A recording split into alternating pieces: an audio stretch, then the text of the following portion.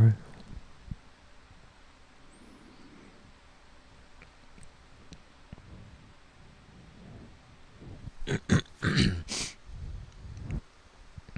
Hi, how is everybody doing? I'm going to set this to live chat. As indicated by the banner here on the bottom of the screen, it's a news day. We'll just soak in that for a second and kind of test my permissible levels here. People are like, what's that sound? That's Hurricane Katrina in the background. Making all that winding sound. It's the winds. There's a lot of wind and rain here. It's not me breathing into the mic at all. Pay no attention to that prowler behind that curtain. Live from a spinning ball, the most banned prowler online. New Cokes. Okay, Earons news. So check this interesting thing out that I found yesterday. Was the Esteria Violador arrested in 1974? I believe so.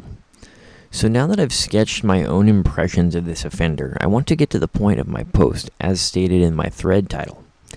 In all likelihood, the EAR was caught in 1974, 2 years before the string of assaults that terrorized Northern California had begun. I'm sure that some board members have read the article where this fact is mentioned, but for those who haven't, here's the link. And it's a link to a jjmcgr.org link, which, as many of you know, are broken, no longer exist, so we can't open that link. If you notice, towards the very end of the article is an anecdote about a man who broke into a couple's home in Rancho Cordova using the sliding glass door as his point of entry.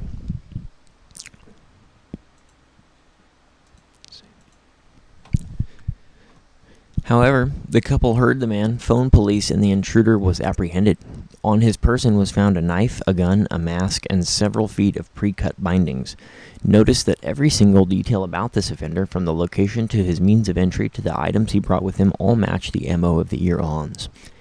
He was arrested, but nothing else about him is known because the file is missing. I feel 90% sure that this man went on to become the Earons, and somehow Ellie's let him slip right through their fingers. Hello, Polly Walnuts.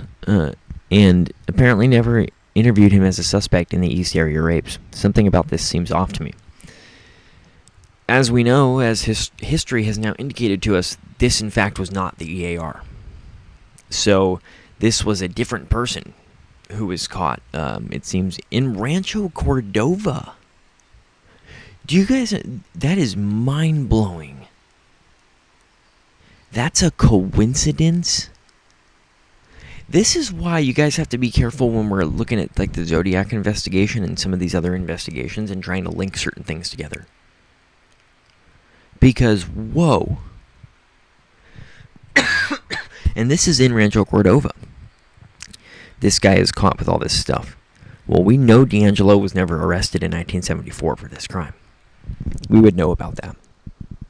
There's no record of Joseph D'Angelo being arrested until his shoplifting arrest, as far as I know. And that was in 1979. And furthermore, they would have never let him become an Auburn cop if he had anything like this on his record. And so, no, there's absolutely no chance that that this was the EAR. But in the exact same area with the exact same types of equipment and similar MO factors. And so you can very quickly see why, as researchers, and some of you are sleuths, and some of you are, real investigators, and some of you are researchers, and some of you are,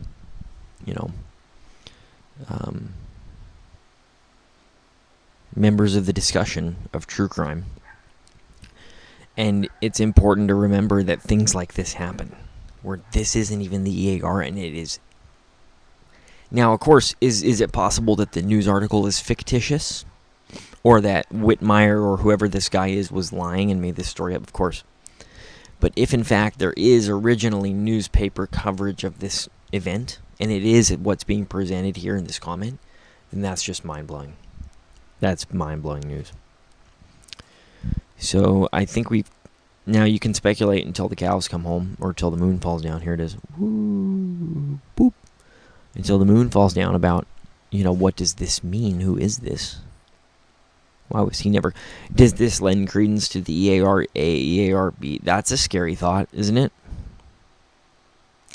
Because remember, all the Sacramento area attacks from the EAR are all linked by modus operandi. They're not linked with the DNA. So, if that's a scary thought. Because I think for the first time, that brings back possible discussions for the EARA, EARB. Now, this is... Of course, you have to consider your sources, guys. Because, look... We all know JJMCGR, who is now dead. I don't know what year he died, but he died some years ago. I believe before the identification of the EAR. And he ran this website, but he was one of the early proponents of the EARA, EARB theory. So is it possible, or the hypothesis, is it possible that this guy somehow misrepresented or fabricated this information in order to lend credence to the idea of an A-B hypothesis regardless of who was captured? Because if someone was captured later on who couldn't have been this offender, he could have predicted all of this. It's not hard. It's 3D level chess. It's pretty intense to think that someone would possibly do something. But is it possible that I'm just being a conspiracy theorist there and that wasn't what went down? It's more likely. Now, I don't know. I think there was only one EAR. I've been to some of the ONS crime scenes. But again, I've only seen ONS crime scenes in real life. So I've never been to an EAR crime scene where it's an EAR crime scene. I've only been... I don't know for sure. But this was weird news. And I don't want to become an EARA, EARB theorist because of this. That's not... There's not enough information there. I don't have enough proof for something like that. But that's just some interesting find yesterday. And that's from the Pro Board somewhere. I can't remember who posted it. This is, you can probably Google search, a line of text from that comment. Put, quote, Pro Boards. It'll probably pop right up. The original post. But I just screenshotted it off my phone. So I'd have it here for the show. Okay, this is going to be window capture on this article here because Ned DeHaan and I are talking about doing an EAR show together. So what I would like to do is run through some early stuff with you guys just to get myself in the right pocket of research here, as Ned and I are in the early talks of that show. So I'm going to scroll a little bit and we'll see what it looks like as I go. I think it should be okay. Yeah, it's pretty fucking legendary right there. And this post is from March 4th, 2018. So it's actually only about a month and a half before the identification of the EAR, a month and 20 days. With this post, I'm going to analyze interesting details the Sacramento County Sheriff's Department unveiled to the public on February 27, 2018 regarding criminal activity occurring in Rancho Cordova, and other East Sacramento towns between 1972 and 1973.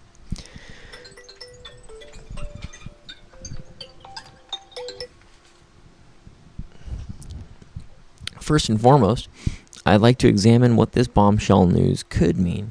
Since the information isn't necessarily confirmed to be the work of the EAR, speculation and theories will be a big proponent of this analysis while remaining grounded in the known facts for the Earons case. Let's see how that looks. This may be overwhelming if you're a newcomer to the case, so let's start with the... Okay, we don't have to do that. I feel like, yeah, that paragraph right there copied and pasted, so we're just not going to do that. MO and signature. A lot of you guys know a lot of this information. I'm going to put it on the screen. I'm not going to read everything here off the but you guys know. You guys know what this guy was about, how he operates. As far as the stuttering, maybe the high-pitched voice, I guess, yeah. Anyway, I think that was exaggerated. It made him sound like Mickey Mouse, and so that kind of threw people off because I don't think D'Angelo really sounded like that. It's almost disinformation.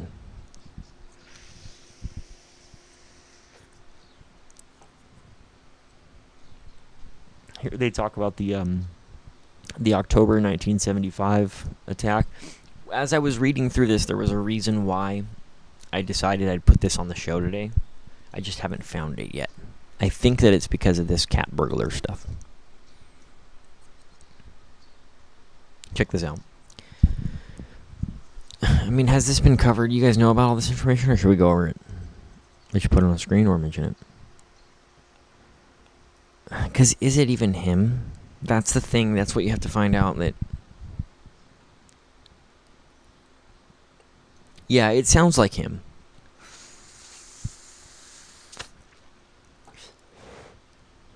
You know what? Let's do it because I think this sounds like D'Angelo.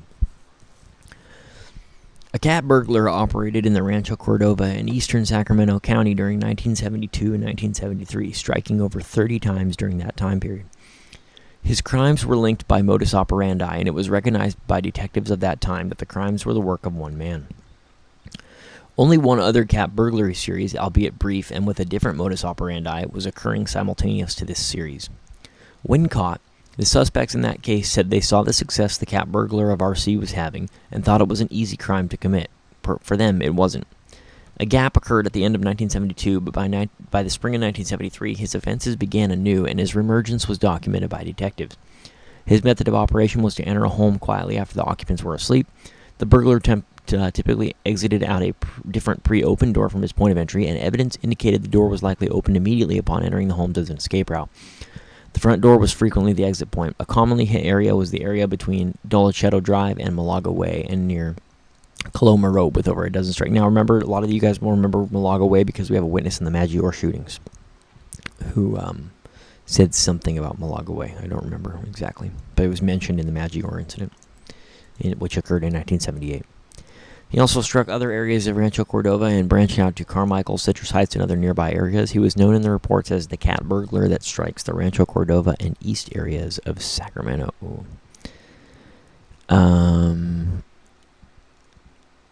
Do we have blue chip stamps? If we have blue chip stamps, that's about a wrap there, I think. If we don't have blue chip stamps, you have to ask why we don't have them here. Let's see. Maybe they did. I could have sworn he did, even. I think that there were blue chip stamps stolen in that series. Weren't there? Imagine. This is stuff about the East Sacramento Flasher. That could be him, too. The problem with this guy's get down is he bounces all over the place. And so, it's really hard, but remember in Visalia in 1974 and 1975, which is a year and 2 years after the events of this article here, he appears to require a confidence boost to begin entering occupied dwellings. He doesn't just go straight to that. And you could try to apply a traditional criminal escalation pattern to a situation like this. But the problem with Earons is he threw that all over the place already. Because he did Claude Snelling in 1975. And then he does the Maggiores in 78. But then he appears to begin killing in 1979. And people are like, well, that's the first time he killed is 79. But it's not. He did before. So he really he thwarts everybody's escalation patterns. And there's arguments to be made against that. There's arguments to be made for that. You could argue that they still are consistent with escalation patterns due to the circumstantial nature in which those murders were committed. But I think with Claude Snelling, it throws a monkey wrench into that argument because with Claude Snelling, he stopped on the front lawn, turned around, and waited for Claude Snelling to get to the door. He didn't do it in self-defense. He ambushed him, technically. By the time that Claude Snelling reached his porch or his front yard, D'Angelo had already set up an emplacement as an ambush for him. So that shows a premeditation. And that shows that those escalation pattern situations become much more complicated when looking at this case. And then if, in fact, you do have him as the Cordova Meadows burglar from 72, 73, then you have more problems with the escalation patterns, because the escalation patterns indicate that D'Angelo became comfortable or slowly began working his comfort level. And there's a lot to unpack here. The D'Angelo began getting comfortable entering occupied dwellings towards the end of the Visalia situation. But what's interesting is after the Snelling shooting and after the Snelling murder and the McGowan shooting, he doesn't show much more rehearsal. He doesn't show much more training with entering occupied dwellings. So where does he suddenly get the confidence as the EAR to begin entering occupied dwellings, which he does as the EAR with great confidence? We see him do that as the EAR, as if it's another day at the office to him. So if in fact Visalia is his training ground for entering occupied dwellings, where are the further rehearsals? How come between Snelling and McGowan we don't have a rash of occupied dwelling entries, of hot prowls? That's what they call it. Where are the hot prowls between Visalia and EAR? And they might be there, and I might just not know about them. But it also could indicate that a lot of that hot prowl training had already been done in Rancho Cordova in 72 and 73. If that's the case, he's much more likely to be the Cordova Meadows burglar. If the EAR got his hot prowl training between Visalia and the EAR, it does cast some plausible deniability on the possibility that he's also the Cordova Meadows burglar. If he has no hot prowl training from Visalia to the first attacks in Sacramento, then that hot prowl training had to come from somewhere else. Where did it come from? Probably as the Cordova Meadows burglar. My guess is that the answer is going to lie in between. If we ever find out whether or not he is the CMB, what we're going to find is that a lot of the CMB attacks a lot of the CMB offenses might not actually be linked to one offender. That there may be a string of clearly linkable and clearly, connected offenses going through the entire Cordova Meadows burglar period, and that would be expected if we have a serial offender, which it appears we did. But there's also going to be these outlier burglaries where people are going to be doing things that are similar to the Cordova Meadows burglar, and they're getting chalked up as Cordova Meadows burglar, but they're not really. And so we're going to find there's probably more offenders in. And remember, if the news that we read this morning is accurate, who is this other guy that was arrested in 1974? Because he could be the Cordova Meadows burglar, and then he stopped. You see how this becomes a very complicated situation. I think that the only way to truly know the answers to these questions is to waterboard Joseph D'Angelo. And I've said I have a sign for it on here somewhere. It's the only way that we're actually going to know. Because it's such a complicated investigation. I mean, who is this guy? This Cordova Meadows burglar? Is it D'Angelo? It sounds like him. But then again, so did that guy who was arrested in 1974, if that's a true story. So that could be him too. Oh, I know why this article was on my show in the first place. I remember. It's because of Sardaway. Are you ready for this? All right. This is Sardaway. This is the part. A lot of you, if you've heard my song Ripen Court, it says, Sarda's just a nightmare now, Visalia getting further away. Sarda is this experience, is this event. And let's put it on the window. Captura, whatever. I guess we have to zoom in, or I could just read it off that. That's fine. September 14th, 1973. Just before 11 a.m., so this is broad daylight in the morning, by the way. On September 14th, 1973, a 28-year-old woman had just put her 18-month son down for a nap when she heard a knock on her front door. Assuming it was a religious solicitor, she disregarded it and did not answer. Additionally, she had only a few minutes earlier seen a man in the backyard, prompting her to arm herself with a handgun, although she believed it was just an electrical utility man. He eventually left the area. Within a few minutes, she heard a noise in the rear portion of the home where the bedrooms are located. She went back to check on her son, and when she came to the master bedroom, she observed the suspect attempting to break into her house via the master bedroom window. The suspect was removing the screen, and she observed the gate that opened to the school behind her home was open. The suspect, upon seeing the victim, ducked and ran around the side of the house. The victim secured the residence by checking every door and window. She made sure everything was locked and put a chain lock in place on the door from the garage to the kitchen. The overhead garage door was open as the victim had been doing laundry in the garage. She called her husband at work and advised him of the incident. A few minutes later, the suspect forced open the door between the garage and the kitchen. He also defeated the chain lock by forcing the door open with enough force to pull the nails holding the lock away from the frame base. The victim, still armed, raised the handgun and yelled to the suspect that if he came in, she would shoot him. With that, the suspect walked away from the door and out of the garage. The victim called the Sacramento Sheriff's Department to report what happened. While the victim waited for the SSD, she heard the screen door between the garage and the kitchen opening, and the suspect came through the still broken door rapidly and attacked her. He grabbed her hands as they struggled over the handgun. The suspect forced the gun towards her, but she was able to quickly pull it up. The gun then discharged over her shoulder, and the suspect fled out of the garage door again and did not return. The victim passed out briefly as she was recovering from her recent surgery and was medically fragile, but she awakened and began writing a description of the suspect as she waited for the sheriff's department. They arrived and a check of the area was conducted, but the suspect wasn't found. The investigating deputies felt the incident was likely sexually motivated and noted the persistence of the offender. Okay, guys. Oh, Murder Inc., if that's true, I mean, I wouldn't discount anything at this point. But and I'm happy to see you back, Murder Inc.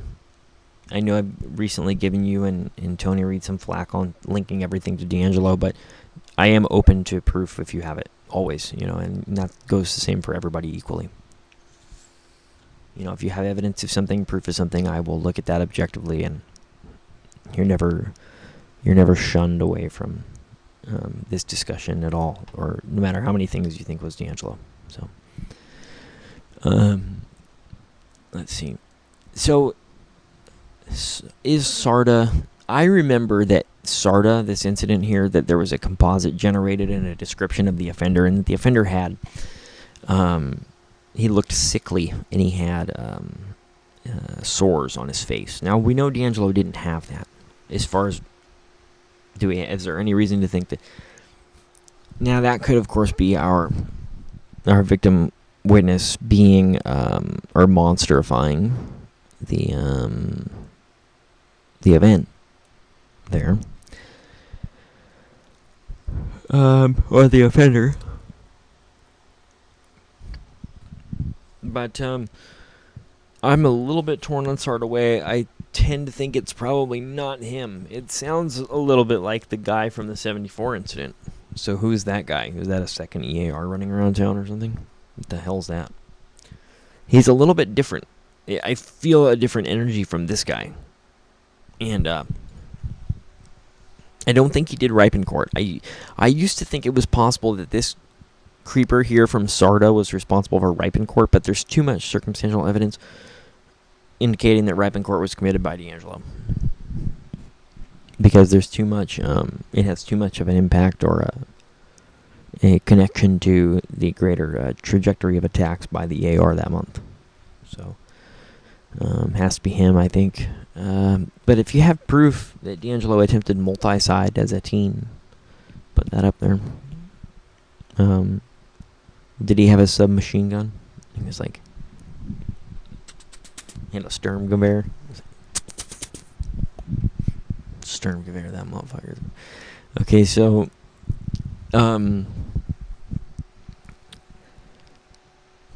I guess that was the purpose of... You see how there's so much stuff before Visalia that... But I think Ned and I can do it. I think we got it in the bag. Like, it's going to be easy for us. And most of that's going to be just us talking about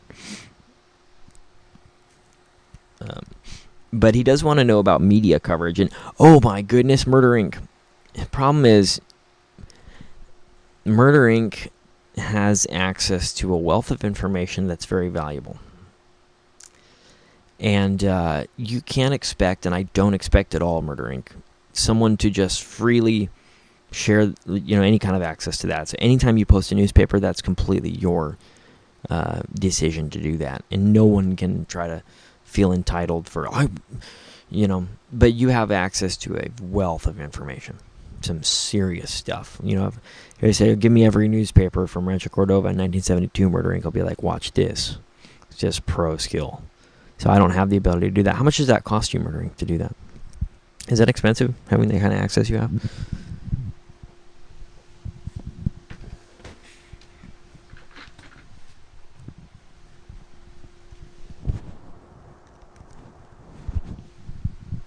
Well, oh my goodness.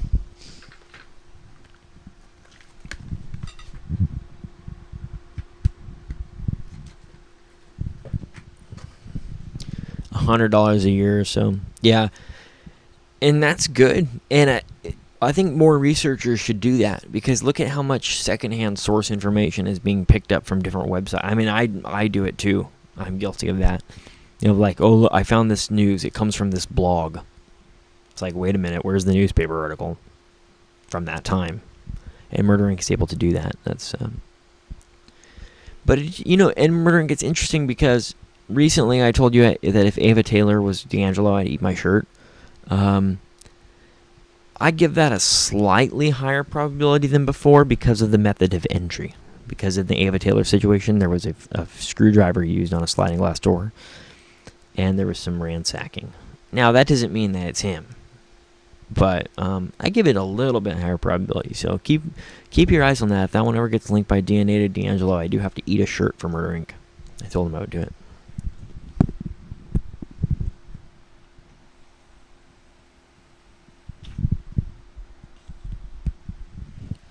I suspect it could be boiled in hot water first, and then it would kind of turn to a mush if it were shredded up, and they could just eat the shirt that way. But that's only if we prove that Ava Taylor was D'Angelo. Of course, that's an old, but I would probably end up doing it, at least part of it. I mean, I told him I would do the whole, so I do have to eat the whole shirt if the DNA ever comes back. Don't let me weasel my way out of this one. Read the Mother Jones article again. D'Angelo was given an immunity deal on all crimes. I know, isn't that a shame?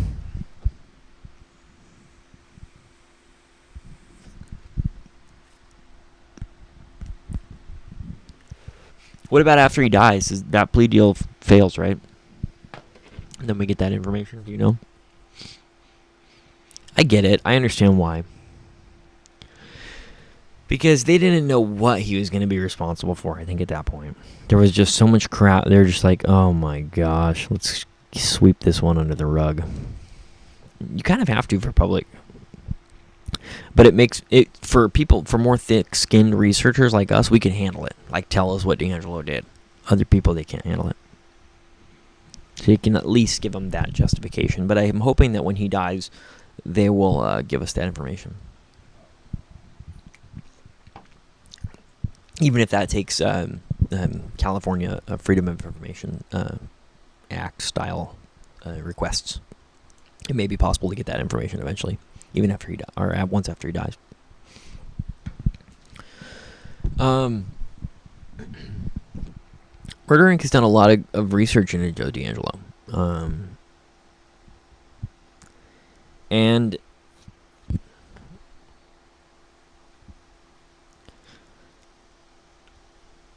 I can't say, but I have a pretty good feeling of what I think was Joey D and what wasn't. And if you're ever wondering, you can always consult your junk food databases, and those will confirm for you whether or not D'Angelo was present somewhere. So you can be like, let me check my junk food database. Oh, he was there. And the junk food database could even be something as simple as police reports filed by Joe D'Angelo that day. Are there police reports filed by him? Because Jen on Pro Boards has access to all the police reports. So anything that was filed into the junk food database by Junk Food Joey could be searched, and you could say, well, the junk food database indicates that he was writing a ticket to somebody on that day at that time, so he couldn't have been at that crime scene. And there's other things that could be the junk food database, but the junk food database is any information that we have that puts D'Angelo somewhere and doesn't. Is pretty much the best way to look at that now. Before, the junk food database kind of meant that before he was apprehended, the junk food database held the secret the whole time that he was the original Night Stalker. But I think we've expanded the definition of the junk food database to now be like anything sort of that can put D'Angelo somewhere. So if my junk food databases don't indicate that he was available that day, then we have to go with that information. But it's important to be careful about what we're considering valid junk food database information and what we're considering bullshit and red herring. You know, any clue, like the Danville papers don't qualify as junk food database because he could have faked those. So anything that he could have faked, it's like, yeah, but that's like Joey D's trying to enter into the junk food database. You can't, dude. It's only information about you, not from you, that can be in the junk food database.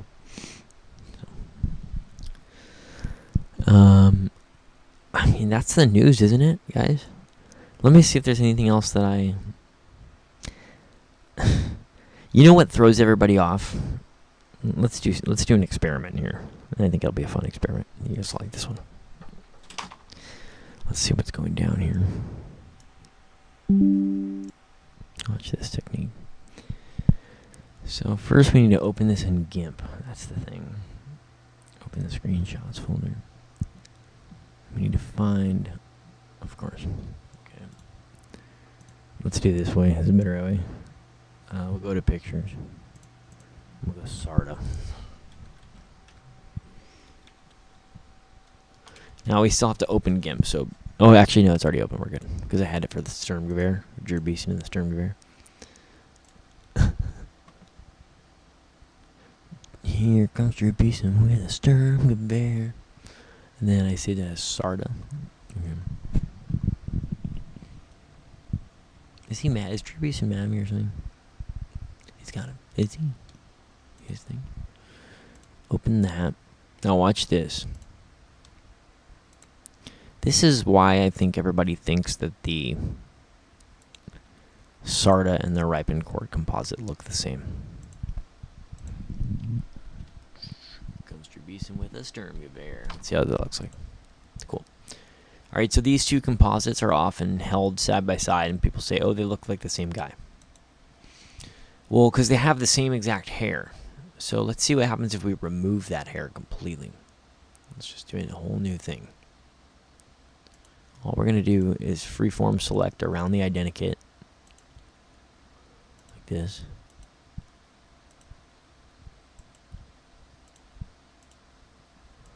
I don't know if you can see my cursor, but things are happening right now, guys. Big things. Then we're going to do image crop to selection.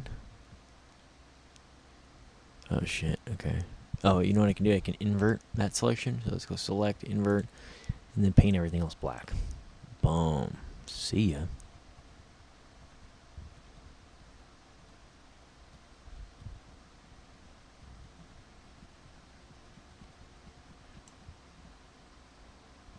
Alright. Here you go, guys. Can you see that? Yes, you can. So let's look at let's start at the top and just work our way down. What do you think? Now that we can't see that distracting hair. Actually, but first let's go select none. Then let's select this and just move it. So it's closer. There we go. Eyes in the same place. Okay. Oh my goodness. Then now you're starting to see how they're just not similar. However, let's get them to be... Tell you what. You know what? Watch this. Let's make this a little bigger because we want that same chin angle there. We can actually also do this. We can turn the opacity down and line up these angles, because this is an identikit. It's not so easy to do, I guess, but get the picture.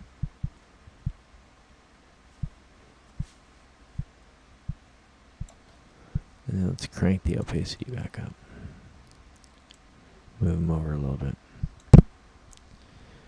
And that's okay. Alright.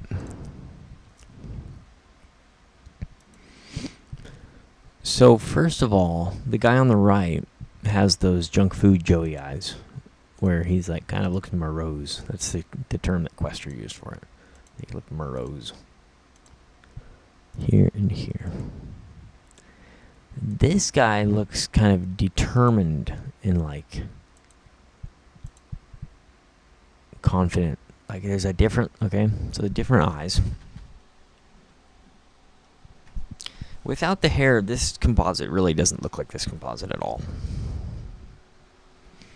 The guy on the right looks a lot more like Junk Food Joey than the guy on the left. So, the guy on the left really doesn't look like Junk Food Joey as much. And look at those significant age lines in that place.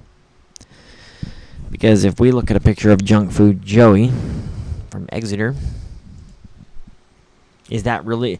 I think that crimes are being linked together that aren't the same thing, guys. That aren't the same spree. I think there's enough of these guys out there. That's crazy, isn't it? Joseph D'Angelo, 19... I mean, I have it on here. Fuck. Let's see. Let's see if he has those age lines in that place. As a younger man. No, not really. Not to that extent. You wouldn't notice them like that. I mean, the beginnings of them are just barely there, but no. No, it doesn't look like him. Stardaway, I don't think that's D'Angelo, guys. The age lines are too pronounced on Stardaway on the composite. So it's a weird situation you guys are dealing with here.